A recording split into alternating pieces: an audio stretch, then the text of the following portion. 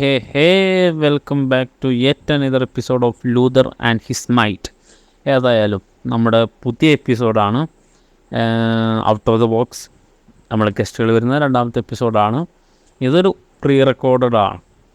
ഏതായാലും ഈ ഇൻട്രോ വരുന്നത് രണ്ടാമത്തെ എപ്പിസോഡാണ്. ഇൻട്രോ എടുക്കുന്നതിൻ്റെ സാങ്കേതിക ഇതുകൊണ്ടാണ്.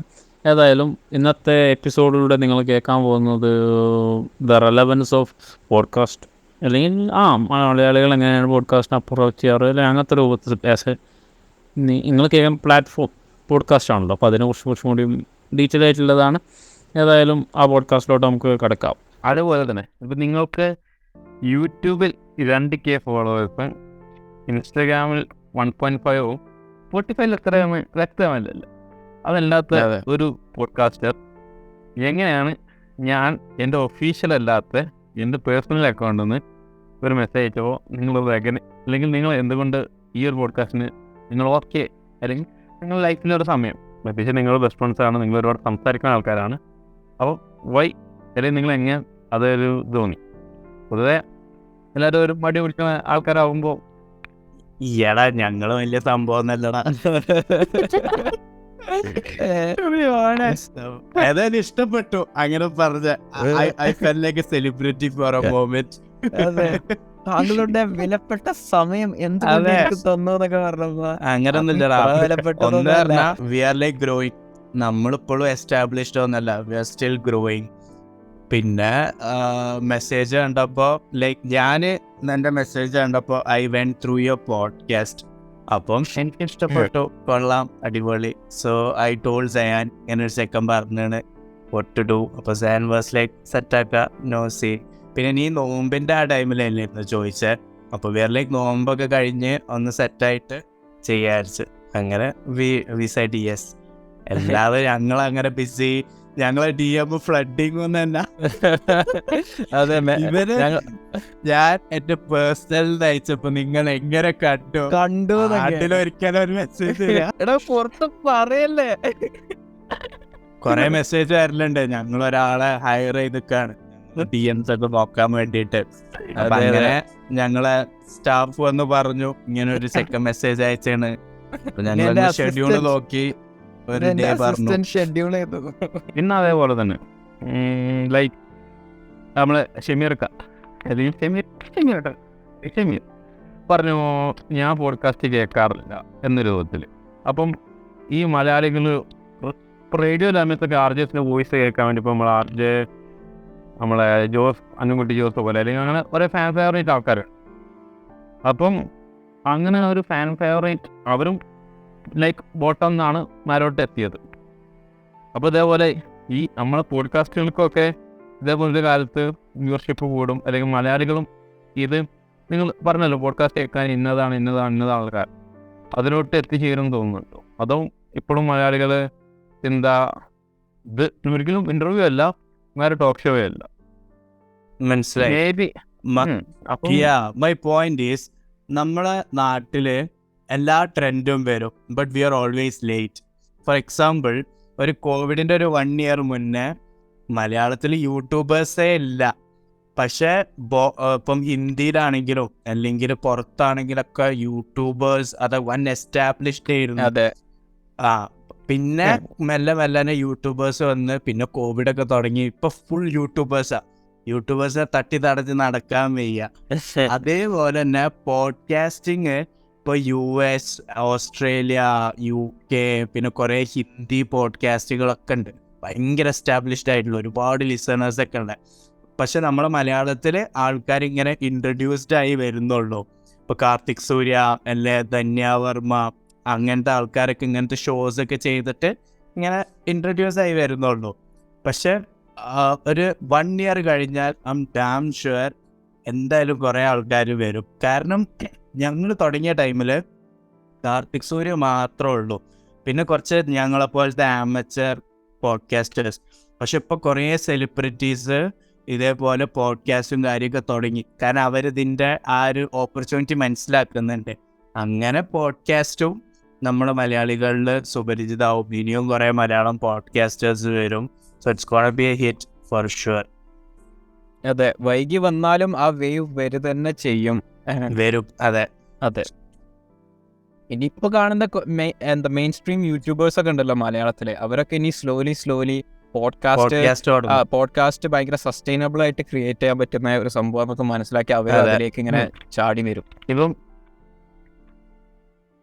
റീസെന്റ് ആയിട്ട് ഇതേപോലെ നിങ്ങൾ പറഞ്ഞ പോലെ തന്നെ കറച്ചോറിന്റെ വീഡിയോയിൽ പറയുന്നുണ്ട് ഇപ്പൊ എളിമാണി ലൈക്ക് ടോക്കിലോട്ട് വരുന്നുണ്ട് അങ്ങനെയൊക്കെ. അപ്പം ഇങ്ങനത്തെ സെലിബ്രേറ്റുകൾ വരുമ്പോഴും നമ്മളെ പോലത്തെ വളരെ കൊച്ചു എസ്റ്റാബ്ലിഷ്ഡ് ആയിട്ടുള്ള ആൾക്കാർക്കും അതൊരു ഹെൽപ്ഫുൾ അല്ലേ. അതേപോലെ തന്നെ അതൊരു മലയാളികൾക്ക് കുറച്ചും കൂടി പോപ്പുലറായ ആൾക്കാരും പോഡ്കാസ്റ്റിലോട്ട് എത്തണ്ടേ. അതെ, അപ്പോൾ വളരെ ടു വേസിലെ സംസാരിക്കുക. ഒന്ന് എന്നുള്ളത് ഇവരിങ്ങനെ പോഡ്കാസ്റ്റ് ഒക്കെ ചെയ്തു തുടങ്ങുമ്പോൾ ആൾക്കാർക്കൊക്കെ പോഡ്കാസ്റ്റ് അതെന്താ നമുക്ക് ജസ്റ്റ് സെർച്ച് ചെയ്ത് നോക്കാം, ടോപ്പ് മലയാളം പോഡ്കാസ്റ്റ് ഒക്കെ പറയുമ്പോൾ ചിലപ്പോൾ നമ്മളൊക്കെ ഫ്ലോപ്പ് ആയിട്ട് വരും. അങ്ങനെ അവർ പുതിയ പുതിയ പോഡ്കാസ്റ്റ് കണ്ടെത്തി വരും. രണ്ടാമത് എന്താണെന്ന് വെച്ചാൽ ഇവർക്ക് ഓഡിയൻസിനെ ബിൽഡ് ചെയ്യാൻ ഈസിയാണ്. കാരണം ഓൾറെഡി അവർക്കൊരു audience, big bunch of audience ഉണ്ട്. അപ്പോൾ ഞാൻ അങ്ങനെ എൻ്റെ ലൈഫ് സംസാരിക്കുന്ന ഒരു ടോക്ക് ഷോ തുടങ്ങി എന്ന് പറഞ്ഞാൽ തന്നെ ആൾക്കാരെല്ലാവരും അതിലോട്ടെത്തും. അപ്പോൾ കോമ്പറ്റീഷൻ കൂടും. അപ്പോൾ നമ്മളെ പോഡ്കാസ്റ്റ് കേൾക്കാൻ അല്ലെങ്കിൽ ഡിസ്കവർ ചെയ്യാനൊക്കെ ഭയങ്കര ഡിഫിക്കൽട്ടാവും. അതെ, സമീർ ആക്യുറേറ്റ് ആയിട്ടാണ് പറഞ്ഞത്. അത് ഒരു ഡബിൾ എഡ്ജ് സ്വോർഡ് എന്ന് പറയുന്ന പോലെ രണ്ട് സൈഡും ഉണ്ട് അതിന്. അപ്പോൾ നമുക്ക് ചെയ്യാൻ പറ്റുക നമ്മളുടെ ഓഡിയൻസ് ആയിട്ടുള്ള റിലേഷൻഷിപ്പ്, അല്ലെങ്കിൽ നമ്മളുടെ കണ്ടന്റിന്റെ ക്വാളിറ്റി, പ്രൊഡക്ഷൻ ക്വാളിറ്റി, ഇങ്ങനത്തെ കാര്യം, അല്ലെങ്കിൽ നമ്മൾ പറയുന്ന എന്റർടൈനിങ് സ്റ്റോറീസ് കാര്യങ്ങളൊക്കെ കൂടുതൽ എന്റർടൈനിങ് ആക്കാൻ ഇമ്പ്രൂവ് ചെയ്യാനേ നമുക്ക് പറ്റുള്ളൂ.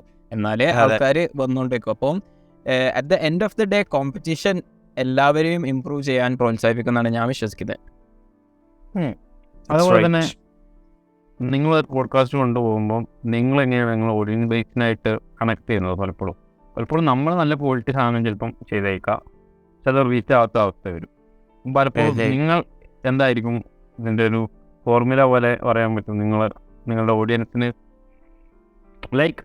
ഓഡിയൻസ് അത്രയും അത് കേൾക്കാൻ താല്പര്യപ്പെടുന്ന ടോപ്പിക്കായിരിക്കും എന്നാണോ, അതോ നിങ്ങൾ റാൻഡംലി ഒരു ടോപ്പിക്ക് നിങ്ങൾ ലൈഫിൽ സ്റ്റക്ക് ചെയ്ത topic what to take as a topic എന്നുണ്ടാവുക ഓഡിയൻസിന് വേണ്ടിയാണോ, അതോ? പറയൂ. പൊതുവേ ഞങ്ങൾ രണ്ട് ടൈപ്പ് ഓഫ് ക്രിയേറ്റേഴ്സ് ഉണ്ട്. ഇതിൽ ഐഡിയ ബേസ്ഡ് ക്രിയേറ്റേഴ്സ് ഉണ്ട്. അവരുടെ ഐഡിയ, അതായത് for example how to invest in crypto currency, അങ്ങനത്തെ എന്തെങ്കിലുമൊക്കെ ടോപ്പിക്സിൽ സംസാരിക്കുന്ന ആൾക്കാരുണ്ടാകും. അപ്പോൾ അവർ ആ ടോപ്പിക്കിനെ കുറിച്ച് ആര് സംസാരിച്ചാലും അത് കാണാൻ ആൾക്കാരുണ്ടാകും, ആ ഐഡിയനെ ഫോളോ ചെയ്ത് വരുന്ന ആൾക്കാർ. ഞങ്ങൾ നേരെ വിപരീതമാണ്. ഞങ്ങൾ റിലേഷൻഷിപ്പ് ബേസ്ഡ് ക്രിയേറ്ററാണ്. ഞങ്ങളുടെ ഓഡിയൻസ് ആയിട്ട് ഞങ്ങൾക്ക് ഭയങ്കര ഒരു ക്ലോസ് നെറ്റ് റിലേഷൻഷിപ്പ് ഉണ്ട്. അതുകൊണ്ട് ഞങ്ങളുടെ ലൈഫിൽ നടക്കുന്ന സ്റ്റോറീസാണ് ഞങ്ങൾ ഷെയർ ചെയ്യുന്നത്. അതുപോലെ തന്നെ നമ്മളുടെ ഓഡിയൻസും ഇപ്പം ഞങ്ങളുടെ പോഡ്കാസ്റ്റിൽ ഞങ്ങൾ എപ്പോഴും സംസാരിക്കുന്ന ഒരു കാര്യമാണ് ബക്കറ്റ് ലിസ്റ്റ് എന്ന് പറഞ്ഞിട്ട്. ഞങ്ങളുടെ ബക്കറ്റ് ലിസ്റ്റിലുള്ള കാര്യങ്ങൾ, അത് ഞങ്ങൾ ചെയ്ത കാര്യങ്ങൾ, ആ എക്സ്പീരിയൻസ് ഇതൊക്കെ. അപ്പോൾ നമ്മളുടെ ഓഡിയൻസ് എപ്പോഴും നമുക്ക് മെസ്സേജ് അയച്ച് പറയും, എൻ്റെ ബക്കറ്റ് ലിസ്റ്റിൽ ഇങ്ങനെ ഒരു ആഗ്രഹം ഉണ്ടായിരുന്നു, അതെനിക്ക് നടത്താൻ പറ്റി. ഇന്നാളൊരു പെൺകുട്ടി ഞങ്ങൾക്ക് മെസ്സേജ് അയച്ച് പറഞ്ഞിരുന്നു, എൻ്റെ ഭയങ്കര ഒരു ആഗ്രഹം എന്ന് പറഞ്ഞാൽ രാത്രി ബീച്ചിലൂടെ നടക്കണം എന്നായിരുന്നു എൻ്റെ ബക്കറ്റ് ലിസ്റ്റിൽ ഒരാഗ്രഹം. അത് ഫൈനലി ഞാൻ ചെയ്തു, എനിക്ക് ഭയങ്കര സന്തോഷമായി എന്നൊക്കെ പറയട്ടെ. അപ്പം നമ്മളെ ലൈഫിൽ നടക്കുന്ന ഓരോ കാര്യങ്ങൾ കേൾക്കാനാണ് നമ്മളുടെ ഓഡിയൻസിന് ഇഷ്ടം. അപ്പം ഈവൻ നമ്മൾ ഗസ്റ്സിനൊക്കെ ആദ്യം നമ്മളുടെ പോഡ്കാസ്റ്റിൽ കൊണ്ടുവരുമ്പം നമുക്ക് മെസ്സേജസ് വരുമായിരുന്നു, അത് ഞങ്ങൾക്ക് ഇഷ്ടം ഗസ്റ്സിനേക്കാളും നിങ്ങളുടെ ലൈഫിലെ കാര്യങ്ങൾ സംസാരിക്കുന്നതാണ് എന്നൊക്കെ പറഞ്ഞിട്ട്. അപ്പോൾ അതാണ് ഞങ്ങളുടെ ഒരു ടൈപ്പ് ഓഫ് റിലേഷൻഷിപ്പ് നമ്മളുടെ ഓഡിയൻസ് ആയിട്ട്. അപ്പം ഞങ്ങൾ പൊതുവേ ഞങ്ങൾക്ക് ഇൻട്രസ്റ്റിംഗ് ആയി തോന്നുന്ന കാര്യങ്ങൾ ഞങ്ങൾ പോഡ്കാസ്റ്റ് പറയുമ്പോൾ നമ്മൾ ഒരു നല്ല കൺസ്റ്റൻ്റ് ആയിട്ട് ഞങ്ങൾ ഓരോരുത്തർ കൊച്ചു ഓഡിയൻസിനും നിങ്ങൾ ബെറ്ററായ ക്വാളിറ്റിയും ക്വാണ്ടിറ്റിയും എൻഷുർ ചെയ്ത് പ്രതീക്ഷിക്കുന്നു. ഏതായാലും ഇനി ഭാവിയിൽ എന്നെ ഓരോരുത്തർ കൊച്ചു പോഡ്കാസ്റ്റേഴ്സിന് സഹായിക്കണം. ഇടയ്ക്കിടയ്ക്ക് ഇങ്ങനെ കൊച്ചു എന്ന് പറയേണ്ട ആവശ്യമില്ല. ഞങ്ങളും ചെറിയ പോഡ്കാസ്റ്റ് തന്നെയാണ്. ഞങ്ങളെ വിളിച്ചതിൽ ഞങ്ങൾക്ക് ഭയങ്കര സന്തോഷം. എനിക്കും സമീറിനും ആൾക്കാരെ ഇൻ്റർവ്യൂ ചെയ്യാനും ഇൻ്റർവ്യൂ ചെയ്യപ്പെടാനും ഭയങ്കര ഇഷ്ടമാണ്. So thank you so much for having us on. Okay, then നിങ്ങൾ ഫ്രണ്ട്ഷിപ്പ് ആണെങ്കിലും നിങ്ങളെ ഏത് കാര്യങ്ങളാണെങ്കിലും ഒത്തൊരുമയോട് ഒരുമിച്ചുണ്ടാവട്ടെ. നിങ്ങൾ നാട്ടിലോട്ട് വരുമ്പോൾ ഇവിടെ വരാം. നിങ്ങൾക്ക് ഏതായാലും കാനഡയിൽ നിന്ന് വരുമ്പോൾ കൈപ്പൂർ ഇറങ്ങുകയാണെങ്കിൽ എൻ്റെ കൈപ്പൂരാണ്, ഞാൻ അവിടെ ഉണ്ടാവും. നല്ലൊരു എപ്പിസോഡ് തന്നതിൽ രണ്ടോ അല്ലെങ്കിൽ ഒരു 3 എപ്പിസോഡെങ്കിലും ആവുമായിരിക്കും. Thank you for inviting us to do it. All the best for your podcast. Consistent ആയിട്ട് എപ്പിസോഡ് ഒക്കെ ചെയ്യാം. Thank Never you. give up. We'll feel like ആരും കേൾക്കണില്ല. ഭാവിയിൽ നമുക്ക് അതെ ഡീറ്റെയിൽ ആയിട്ട് സംസാരിക്കാം. അതെ അതെ. ഇടയ്ക്കിടയ്ക്ക് Yeah. ജസ്റ്റ് അതുവരെ ഇപ്പം by. Bye dude. Have a Bye. great day.